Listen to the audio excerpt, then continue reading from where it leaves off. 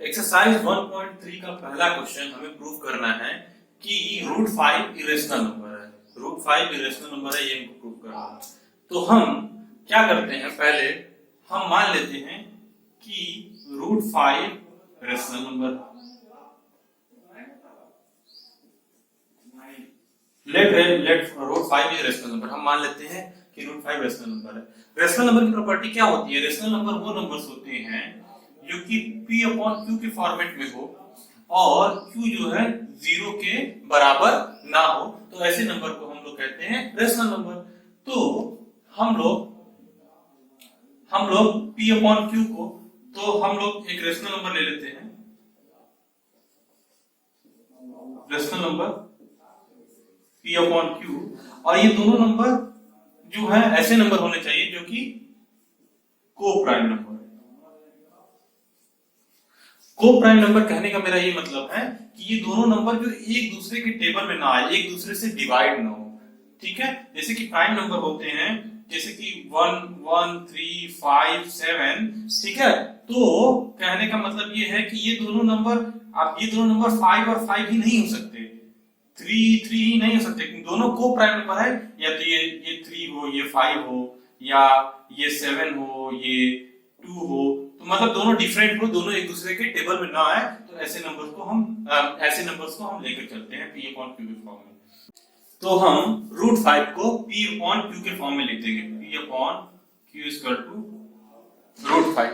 ठीक है, अब क्या करेंगे कि दोनों साइड का हम लोग स्क्वायर कर देंगे, तो क्या होगा, p स्क्वायर अपॉन में q स्क्वायर इक्वल टू 5।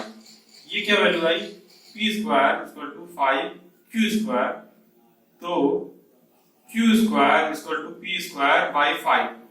इससे हम क्या कह सकते हैं, इससे हम ये कंडीशन निकाल सकते हैं कि if p square is divisible by 5 then p is also divisible by 5। कैसे हम कह सकते हैं कि अगर कोई संख्या 5 से डिवाइड हो रही है, अगर p 5 से डिवाइड हो रहा है, p स्क्वायर 5 से डिवाइड हो रहा है, तो p भी 5 से डिवाइड होगा। कैसे कह सकते हैं, हम एग्जांपल के थ्रू समझते हैं।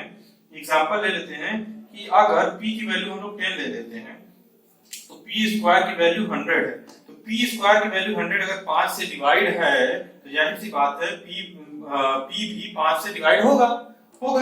उसी तरह हम कह सकते हैं कि ये डिवाइड होगा। ठीक है, अब आगे क्या करते हैं कि हम मान लेते हैं कि लेट p इक्वल टू 5 है। क्यों माना, क्योंकि p 5 से डिविजिबल है, तो 5 के फैक्टर में हमने एक संख्या ले ली। ठीक है, तो p इक्वल टू 5 है, इसको हम मान लेते हैं इक्वेशन नंबर 1। इस इक्वेशन नंबर 1 में हम p की वैल्यू पुट कर देते हैं, तो क्या होगा, 5a का square equal to 5q square. ये वैल्यू क्या है, 25a square equal to 5q square. अब क्या करेंगे कि 25 से बोथ साइड को डिवाइड कर देंगे, a स्क्वायर इक्वल टू क्या है, 5q स्क्वायर अपॉन में 25 अपॉन में 25। ये वैल्यू क्या है, q स्क्वायर अपॉन में 5, q स्क्वायर अपॉन में 5।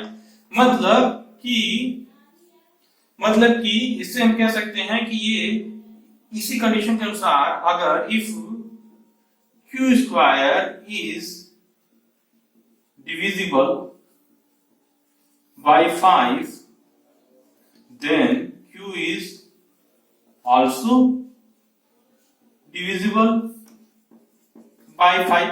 मतलब अगर q स्क्वायर 5 से डिविजिबल है, तो इसका मतलब है कि q भी 5 से डिविजिबल होगा। तो इसका मतलब हम ये कह सकते हैं कि यानी p भी 5 से डिविजिबल हो गया, q भी 5 से डिविजिबल हो गया। और हमने माना क्या था कि दोनों को प्राइम है, दोनों सेम नंबर नहीं होना चाहिए, दोनों का सेम टेबल में नहीं आना चाहिए, दोनों का सेम फैक्टर नहीं होना चाहिए। मतलब कि दोनों अगर 5 से डिविजिबल हो गए, तो दोनों को प्राइम नहीं है, मतलब दोनों रेशनल नंबर नहीं है। मतलब आ तो गया गलत, अगर दोनों नंबर रेशनल नंबर नहीं है, इसका मतलब क्या है, रूट 5 इरेशनल नंबर है। तो आप कह सकते हैं कि root 5 is a irrational number. Exercise 1.3 का दूसरा क्वेश्चन ये कहता है कि हमको प्रूफ करना है 3 + 2√5 इरेशनल नंबर है। इसको प्रूफ करने के लिए हम मान लेते हैं कि 3 + 2√5 ये इरेशनल नंबर है। हमने माना, ऐसा एजम्पशन ले लिया कि ये 3 + 2√5 रेशनल नंबर। रेशनल नंबर की प्रॉपर्टी क्या होगी? इसका मतलब ये P/Q के फॉर्मेट में होगा, Q 0 नहीं होगा। और P क्या होता है? P and Q is any integer, ये कोई इंटीजर होगा। ठीक है, तो हम क्या कर लेते हैं, P/Q = 3 + 2√5 रेशनल नंबर हमने ले लिया। ठीक है, अब क्या करेंगे, √3 को दोनों साइड से माइनस कर देंगे, यानी P/Q - 3 = 2√5। ठीक, इसको हम ऐसे लिख सकते हैं, P - 3Q/Q, ठीक, इक्वल टू 2√5। ठीक, डिवाइडिंग बाय 2 बोथ साइड, मतलब P - 3Q/2Q इक्वल टू √5। ठीक, अब यहां एक चीज देखिए कि ये P कोई इंटीजर है, एनी इंटीजर, Q भी कोई इंटीजर है, मतलब इंटीजर में से इंटीजर को घटाएंगे तो वो इंटीजर आएगा, यानी ऊपर की वैल्यू पूरी क्या आएगी, कोई ना कोई इंटीजर आएगी। और नीचे भी क्या आएगा, इंटीजर आएगा, कोई इंटीजर है, कोई इंटीजर है। तो इंटीजर और इंटीजर दोनों है, मतलब P भी इंटीजर आ गया, Q भी इंटीजर आ गया। ठीक है, और नीचे वाली वैल्यू जो 0 के इक्वल तो है नहीं। ठीक है, तो 0 के इक्वल नहीं है, तो हम कह सकते हैं कि ये रेशनल नंबर है, ये हम कह सकते हैं रेशनल नंबर है। ठीक है, मतलब ये जो संख्या आई, ये जो नंबर आया, ये रेशनल नंबर है। लेकिन एक चीज यहां पर ध्यान दीजिए कि क्या ये √5 रेशनल नंबर है? √5 इरेशनल नंबर है, हम पहले ही प्रूफ कर चुके हैं। और इससे हम क्या प्रूफ कर दे रहे हैं, इससे हम प्रूफ कर दे रहे हैं कि रेशनल नंबर इक्वल हो गया इरेशनल नंबर के। इरेशनल नंबर के क्या है, पॉसिबल है? या ये पॉसिबल नहीं है, रेशनल नंबर कभी भी रेशनल नंबर के बराबर नहीं होगा। मतलब कि हमारा एजम्पशन ही गलत था, मतलब 3 + √5 जो हमने एजम्पशन लिया था कि रेशनल नंबर है, वो एजम्पशन ही गलत था, यानी ये रेशनल नंबर नहीं है। इसलिए हम ये कह सकते हैं कि 3 + 2√5 इज अ इरेशनल नंबर।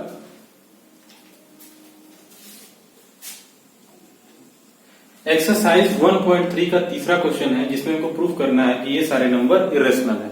इसको प्रूफ करने के लिए हम मान लेते हैं पहले कि let 1/√2 is a rational number, is a rational number. हमने मान लिया कि 1/2 रेशनल नंबर है। रेशनल नंबर की प्रॉपर्टी क्या होगी कि ये जो है कि P/Q के फॉर्म में होगा, और Q जो है 0 के इक्वल नहीं होगा, और P and Q both integer होंगे, दोनों इंटीजर होंगे। ठीक है, तो हम ले लेते हैं P/Q = 1/√2। ठीक, यहां पे क्या करते हैं, √2P = Q। ठीक, तो √2 = Q/P। ठीक, तो हम ये कह रहे हैं कि ये P/Q या Q/P, क्योंकि दोनों इंटीजर हैं, इंटीजर अपॉन में इंटीजर, और हमने पहले माना है कि दोनों इंटीजर हैं और दोनों जो है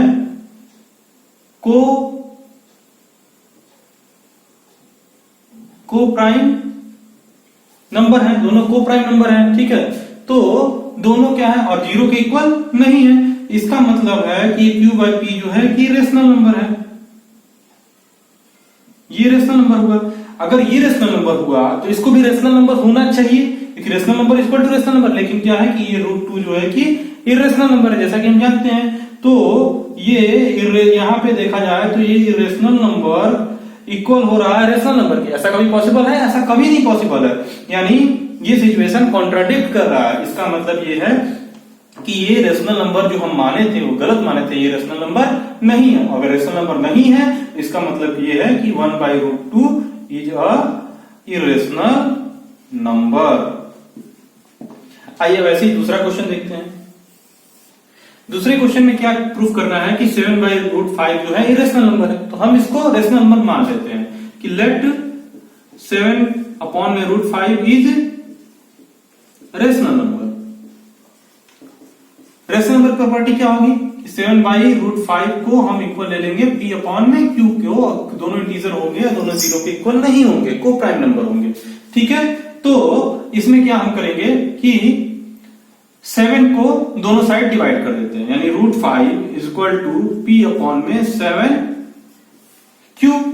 ठीक है, अब p अपॉन में 7q क्या है कि q अगर इंटीजर है तो 7q भी एक इंटीजर ही होगा और p भी इंटीजर ही होगा। मतलब ये सिचुएशन ये कह के बता रहा है कि ये रेशनल नंबर होगा, क्योंकि रेशनल नंबर की प्रॉपर्टी है कि इंटीजर अपॉन में इंटीजर, p अपॉन q के फॉर्म में हो, यानी इंटीजर के फॉर्म में हो और u जीरो के इक्वल नहीं हो, तो ये रेशनल नंबर और ये √5 जो है ये रेशनल नंबर है। मतलब फिर से सिचुएशन कॉन्ट्राडिक्ट कर रहा है। क्या कभी रेशनल नंबर के इक्वल हो सकता है? नहीं, बिल्कुल नहीं हो सकता। इसका मतलब है कि हमने जो रेशनल माना था वो गलत माना था। इसका मतलब है कि 7/√5 जो है ये रेशनल नंबर है।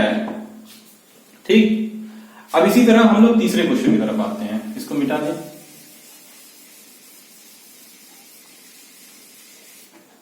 तीसरा क्वेश्चन क्या, तीसरे क्वेश्चन को भी मान लेते हैं कि लेट 6 + √2 इज रेशनल नंबर। हमने इसको रेशनल नंबर मान लिया, तो अगर 6 + √2 रेशनल नंबर है तो ये 6 + √2 ये p अपॉन q के फॉर्म में होगा। p अपॉन q दोनों इंटीजर है, दोनों जीरो के इक्वल नहीं होंगे। ठीक है, तो हम क्या करते हैं 6 दोनों साइड माइनस कर देते हैं, यानी √2 = p/q - 6। ठीक है, तो इसको हम ऐसे लिख सकते हैं √2 = p - 6q अपॉन में q।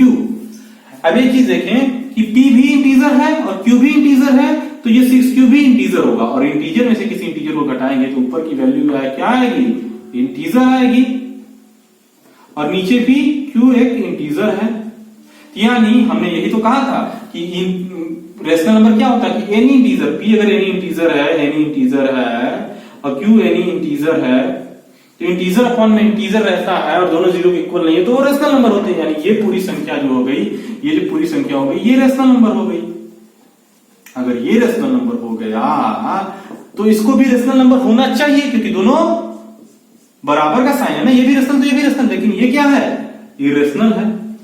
और अगर ये इरेशनल है, जैसा हम जानते हैं कि इरेशनल है, तो ये कभी रेशनल नंबर के इक्वल होगा ही नहीं। यानी हमने जो रेशनल नंबर माना था यहाँ कि 6/√2 रेशनल नंबर है, वो एजम्पशन ही गलत था, यानी ये रेशनल नंबर होगा ही नहीं। इसका मतलब है कि 6 + √2 भी इरेशनल नंबर होगा, इरेशनल नंबर होगा, हेंस प्रूव्ड। ऑलराइट, ठीक है, हमने यहाँ तक बताया। इसके बाद आप लोगों को कोई भी समस्या हो, कोई भी प्रॉब्लम हो तो आप नीचे कमेंट में हमें बताएं, हम आपको उस सवाल का आंसर बताएंगे।